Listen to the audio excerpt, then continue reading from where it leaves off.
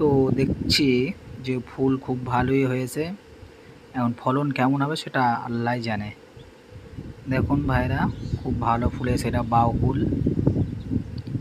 খুব ভালো ফলন হবে আশা করছি ফুল দেখে। তবে গাছে একটু সার দিতে হবে, গাছের পাতা হলুদ হয়ে আছে অত্যাধিক বৃষ্টির কারণে। এটাকে সার দিতে হবে, না দিলে গাছটা আস্তে আস্তে দুর্বল হয়ে যাবে এবং ফুল জালি ধরবে না।